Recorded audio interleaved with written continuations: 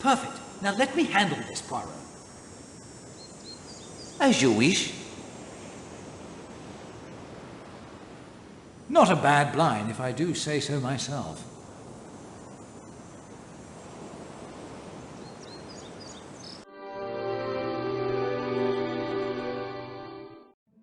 A.B.N. Hastings, you have made good progress. The principals of the cast have made their entrances.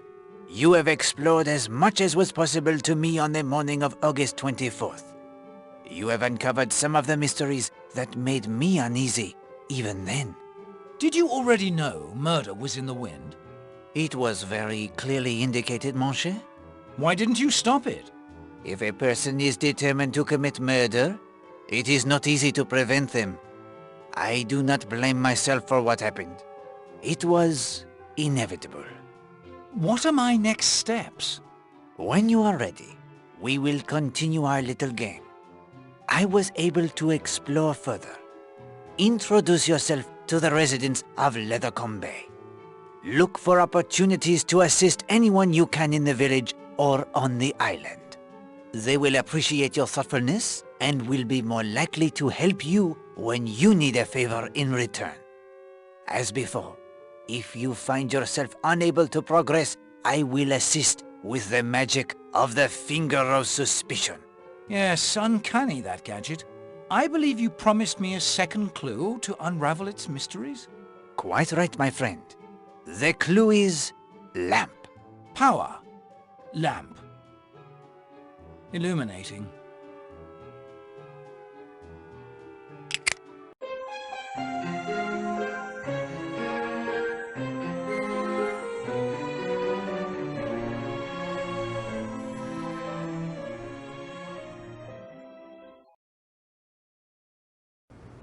Oh, I didn't think you were here, sir. Your towels are fresh and your bed linen changed, so never you mind about that.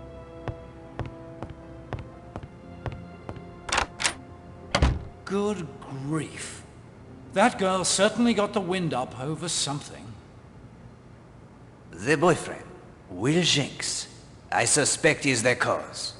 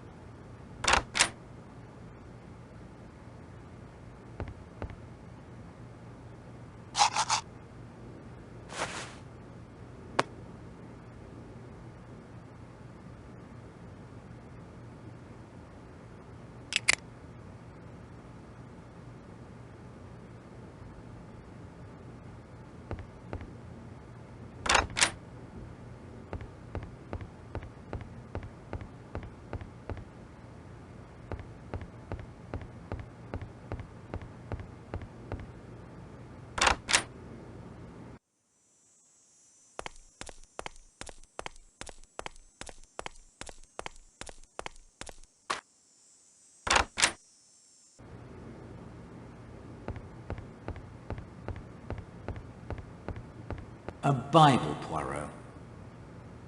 Not so unlikely a thing to find in the room of a former clergyman? Revelation 2:20. Thou sufferest that woman Jezebel, which calleth herself a prophetess, to teach and to seduce my servants to commit fornication and to eat things sacrificed unto idols. Now why would he have that particular passage open?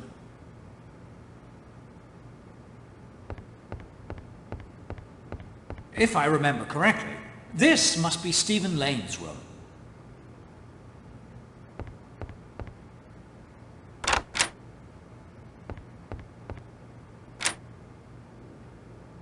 Mineral oil makes a spiffing laxative. We will borrow the mineral oil, Hastings. But Poirot has no need of the laxative. No markings on the bottle at all. I will take only 2. Perhaps we can determine what they are.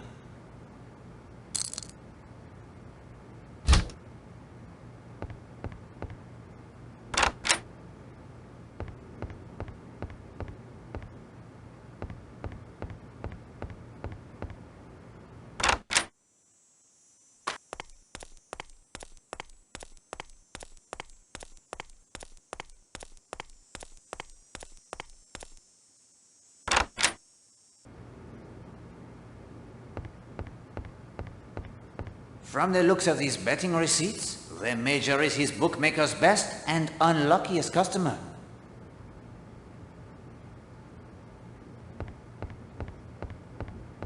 I think this room belongs to Major Barry.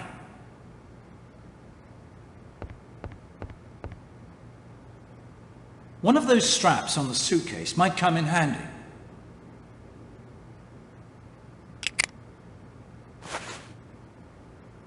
Let us hope the Major is not as observant as Poirot.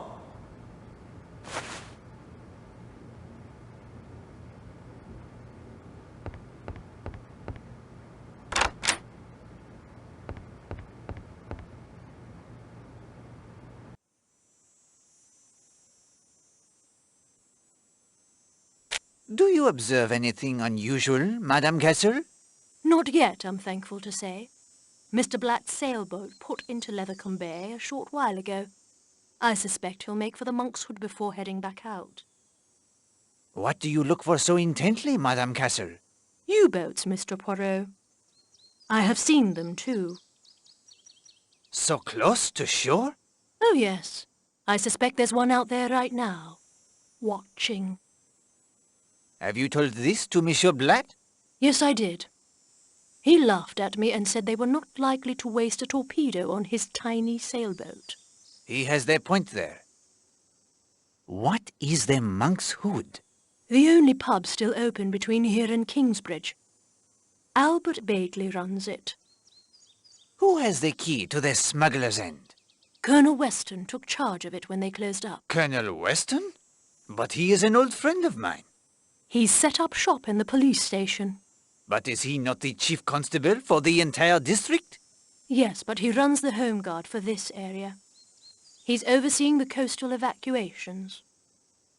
We used to have a local constable, but after evacuations got underway, he was transferred to Modbury. May I borrow your binoculars? I need them, Mr. Poirot. I promised Colonel Weston I'd keep watch. Surely no attack will come during the afternoon? Why do you want binoculars?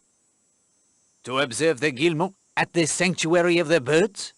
You don't strike me as the bird-watching type, Mr. Poirot. It is odd that you say that, madame. I thought the same of a gentleman I met this morning. What gentleman? He called himself Mr. North. Is he perhaps a guest? No, I've never heard of him. To help in the watch for U-boats? Well, I do have other duties to attend to. I mark any sightings on the calendar in my office, if you would do the same. I then pass on the information to Colonel Weston. But of course. And if you wouldn't mind doing me one small personal favour. I would be happy to assist you, madame. If you would return this book to the lending library, I'd think that a very fair trade. I shall do as you ask. Here you are, then. I'll be off.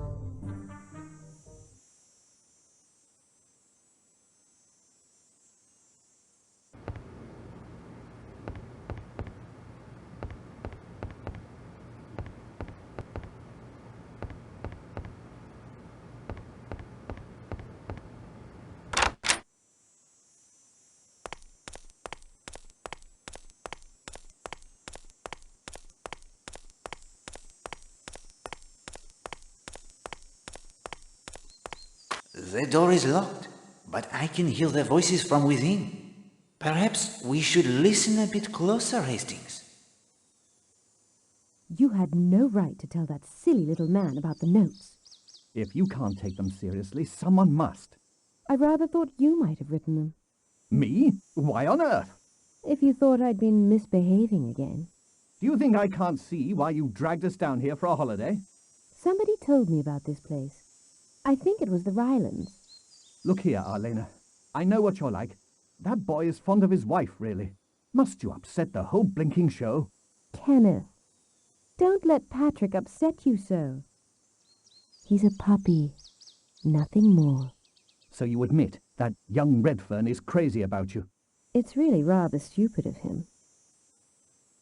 You know, don't you, Ken, that I don't really care for anyone but you. I think I know you pretty well, Arlena.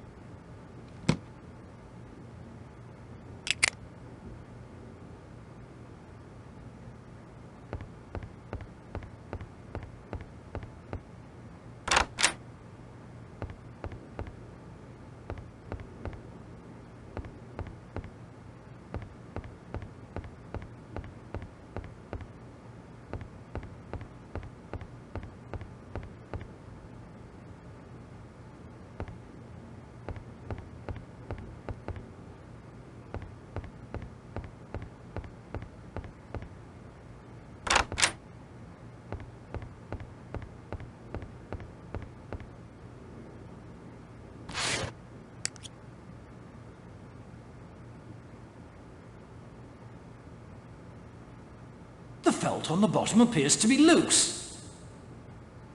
Fascinating. A plate with a keyhole in it.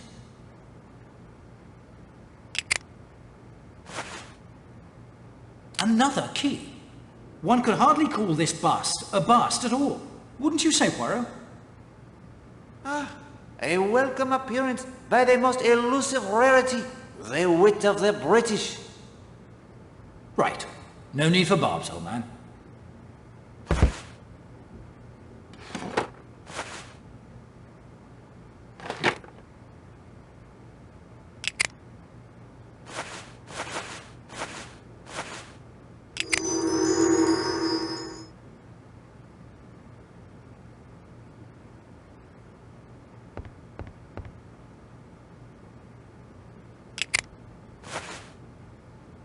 The safe, it opened effortlessly. It must see frequent use.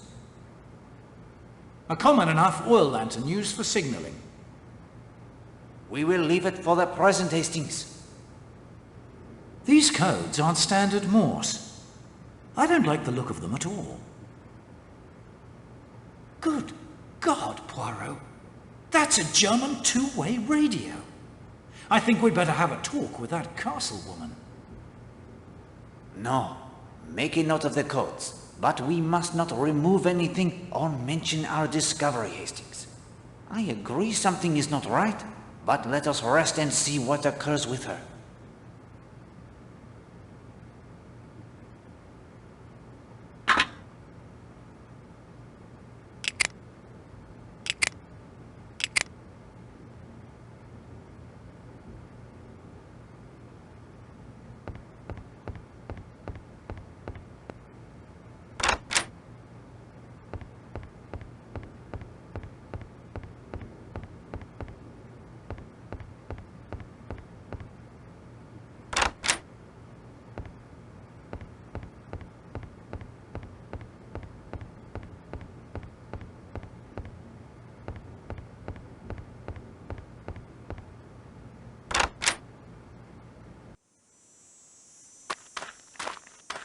Kenneth, if I say something to you that is probably outrageously impertinent, will you never speak to me again?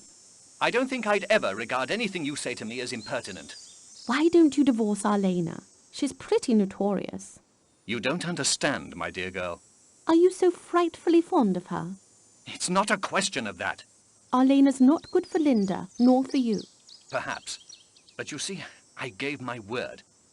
Marriage is a vow, Rosa. I'm sick of quick marriage and easy divorce. Arlena's my wife. That's all there is to it.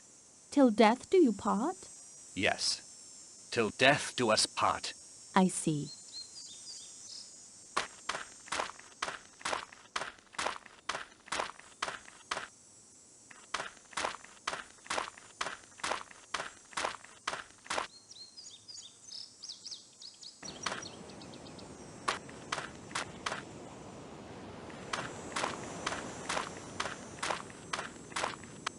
Bonjour, Monsieur Gardner. Have you lost something? What? Oh, hello, Mr. Poirot. Lost something? No. Just looking at the grass. You look at the grass with great intensity. Nothing wrong in that, I hope. My hobby could be gardening, like my name. It could be, that is true. But you have already told me your hobby is collecting rare coins. I did I? Well, it's true. A wonderful view from this spot. Yes, I'm told Tom Cutter spent long hours up here, watching the sea for ships that might run aground. What brings you and the charming Mrs. Gardner to Seadrift Island? Whim, I think. I don't quite recollect. No, that's not it. Oh, my God. What is it? Why did we come here? We came here... Good God, man. Today is our anniversary. August 24th. 29th anniversary, and I had completely forgotten.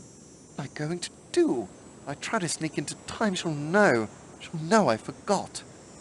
Do not concern yourself, my friend. I, Hercule Poirot, will undertake this mission for you, and Mrs. Gardner will be none the wiser. That's very decent of you, Mr. Poirot. What can I do in return? Just repaying you doesn't seem enough. Huh? Possibly tell me the truth about why you came to Seadrift Island. I expect you've already guessed, but if you can find Carrie a present, I'll be happy to share all I know. Eh bien, no time must be lost. What shall I purchase for her? Why, I don't know. Use your own discretion. No frilly undergarments, though. That wouldn't do. I need to alert the cook. We'll want a little cake and champagne.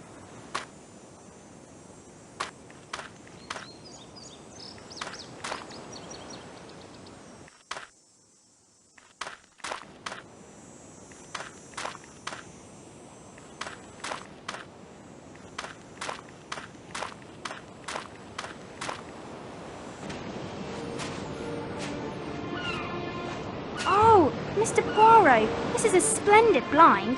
The birds practically walk right up to me. I am pleased you find it adequate, Mademoiselle Marshall. But there's something wrong. Look at that one on the rock nearest the shore. What is on it, Mr. Poirot?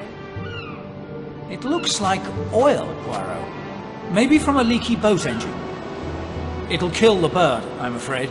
Mademoiselle, it is oil, I fear. Very bad for living things. Oh, please, Mr. Poirot.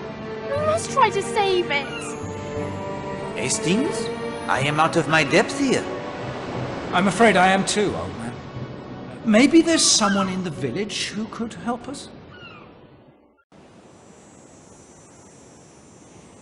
The bird is close enough you could trap the bird with a fishnet without getting your feet wet. We do not have the fishnet.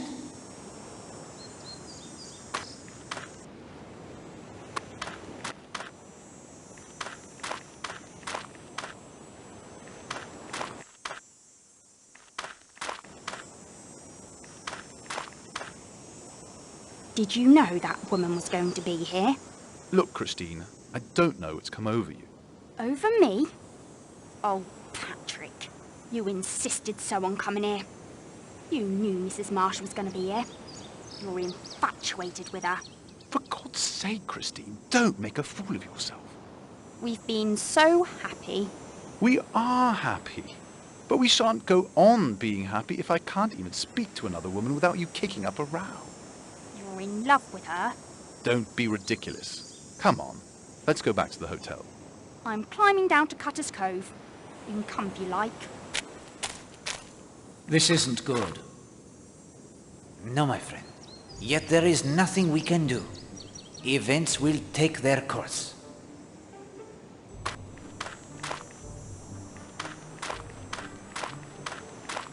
What do you think you're playing at? Poirot, he goes for the afternoon constitutional. Nothing more. Poirot, you say? The detective? The very same? I'm Patrick Redfern. My wife, Christine, and I.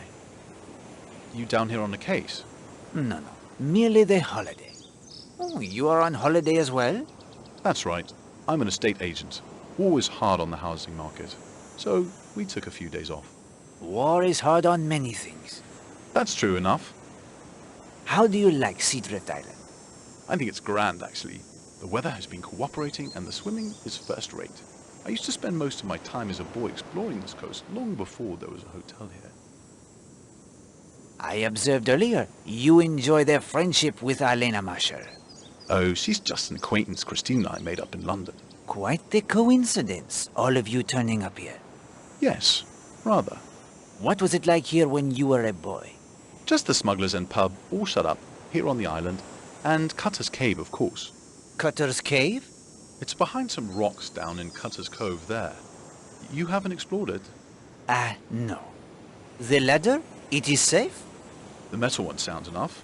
You can also row around from the bathing beach if you like. And Mrs. Redfern, does she share your enthusiasm? Yes, she's enjoying her sketching immensely. She's quite good at it too. If you'll excuse me, Mr. Poirot, I'm going to wait on the deck for my wife.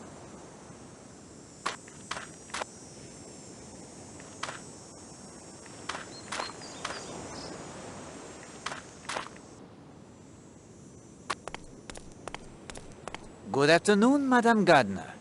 Hello, Mr. Poirot. May I join you? I should like the company. Thank you. That is a very beautiful shawl. Oh, thank you. It seems as I've been working on it for ages. You enjoy the knitting? Oh, yes. Oakley has his coins. I have this. There. Finished. Oh, you are very skilled. Monsieur Gardner seems young to be already retired. Oh, well, to tell you the truth, Mr. Poirot, retirement chose Oakley. He did not choose it. A financial misfortune. Yes. You recall his mentioning the theatre he used to manage? Bien, sir. He was the owner as well. The theatre had not been doing well. Oakley hit on the idea of paying a great deal of money, more than he could afford to lose, to attract a major star to perform there. She took the money and claimed illness. The show was cancelled. There was nothing for it but to close. We live off his army pension and a bit I've put away. What brought you to Seadrift Island, Madame Gardner? Oh, my goodness! What is it? Our anniversary is today. Our 29th anniversary, and I had forgotten it. Oh, I have nothing to give him. Perhaps that shawl? I have often found them of great value, fending off the cold of a winter evening. Oakley wouldn't be caught dead in a shawl. And I have no time to knitting anything else. I see. Oh, Mr. Poirot, I know he'd give me my present at dinner. What shall I do? Allow Poirot to assist you. I will find a suitable gift. If you could do that, this shawl is yours. I'd better get back to the hotel. I want to be ready for dinner. Poirot, there is too much going on to bother ourselves with this. Au contraire, my friend. It does not hurt to help others in need. And that is a shawl I would prize.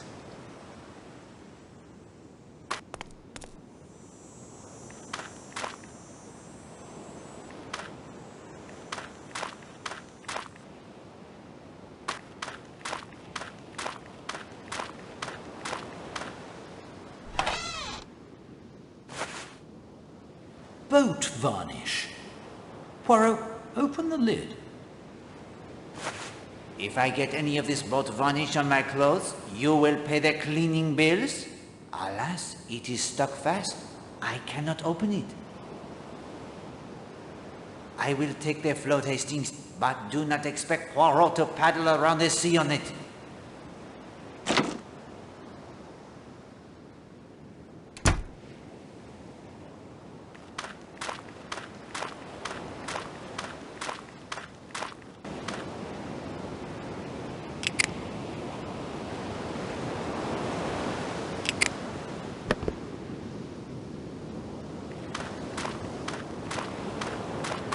There is something snagged by the swimming float. I wonder what it could be. Life-ring buoy by the look of it. I wonder if a ship has come to harm. I know there's no use asking if you'd have a quick swim out there to have a look. I am happy you realize that, my friend.